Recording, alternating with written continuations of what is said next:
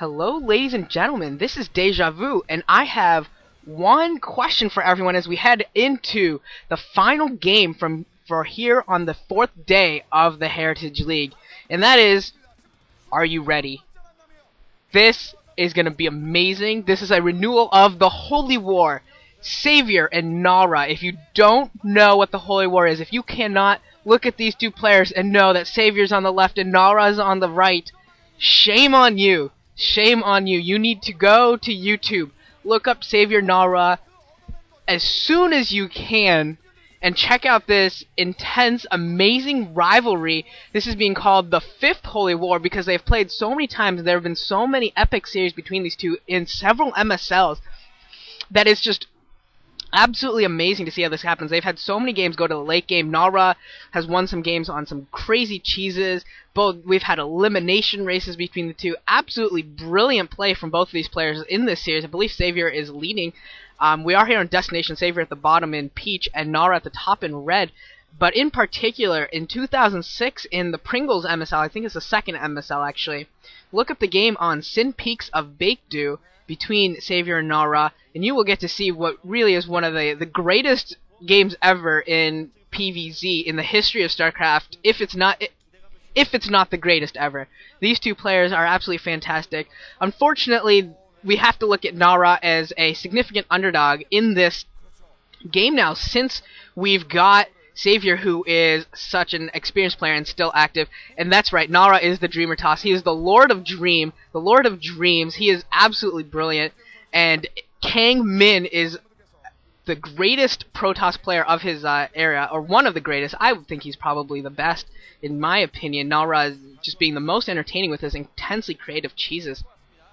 And just wonderful play throughout. And then we have Ma Jae-yoon, the maestro himself, who was toppled after looking unstoppable for so long, toppled by Bisu and humiliated by Firebat Hero, trying to make a comeback here in this 2009, promising to destroy everyone. Unfortunately, he hasn't really lived up to his own hype and his own words, tragically enough.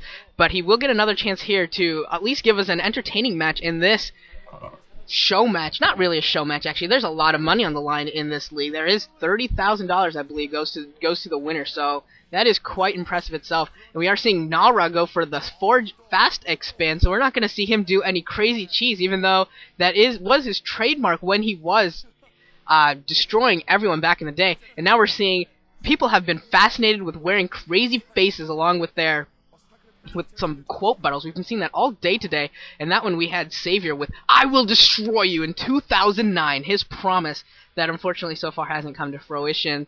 Hasn't played a lot in the Pro League recently, but his team was in the playoffs there for a while. I think they're still playing now against Samsung Khan, maybe? Can't remember anymore. But yeah, that should be a pretty entertaining game. We might get to see Savior, maybe not, well, hopefully. It's always fun to see Savior.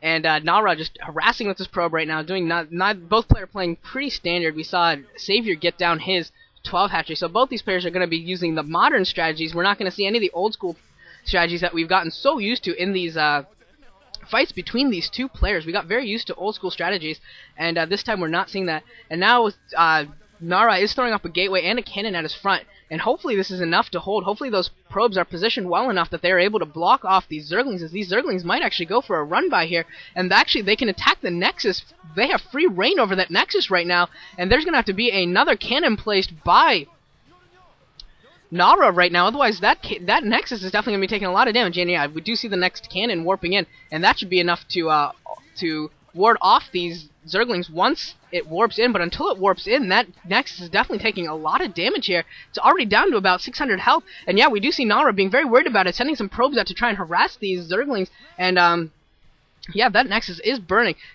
Nara has lost one probe, unfortunately, to this harassment so far, and that Nexus is still taking a lot of damage, and Savior doing very well here, not taking any damage from that cannon in the back. I think it only got one shot off at any point, and doing as much damage to that Nexus as he can. And this could end up being a situation where at some point Savior can just charge in there with a lot of Zerglings, or maybe even with a few Hydralisks along with Zerglings, and try and snipe that Nexus later on.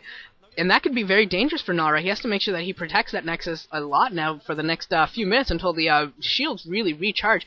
The Cybernetics Core also going up at the front, so that is going to be a very tight block.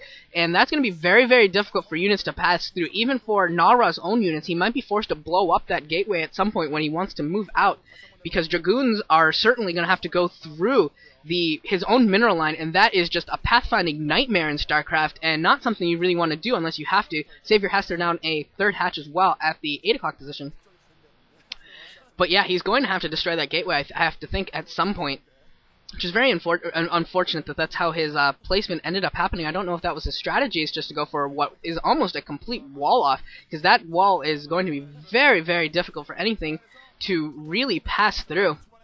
Assimilator going up at the natural as well, and a Stargate at the main. So we are going to see Corsairs coming out shortly for for Kang Min, the Dreamer, for Nara. And now we're going to see once again these Zerglings finding another area that's not protected by cannons. Savior doing a wonderful job here. Going to start picking at this Assimilator, going to be able to do some damage. And here comes Nara with the Zergling, going to try and, with the Zealot, going to try and ward these Zerglings away.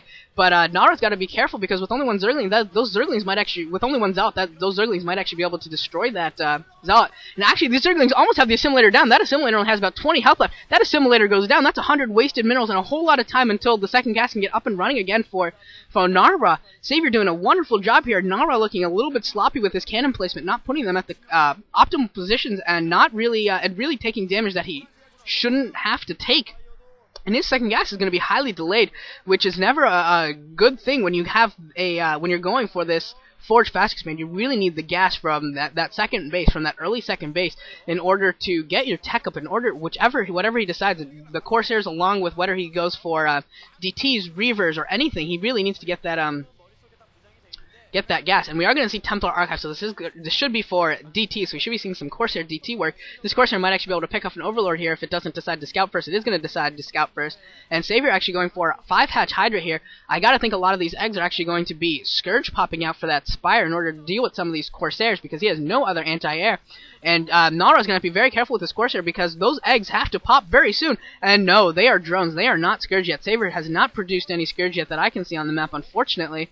He delayed them for some reason. Those really should have been Scourge in order to deal with this Corsair. Otherwise, he's going to lose an Overlord. And it looks like he might lose an Overlord. But that Corsair has to be very, very careful. Has to run away. Okay, just barely saving that Overlord. That Corsair being forced to retreat.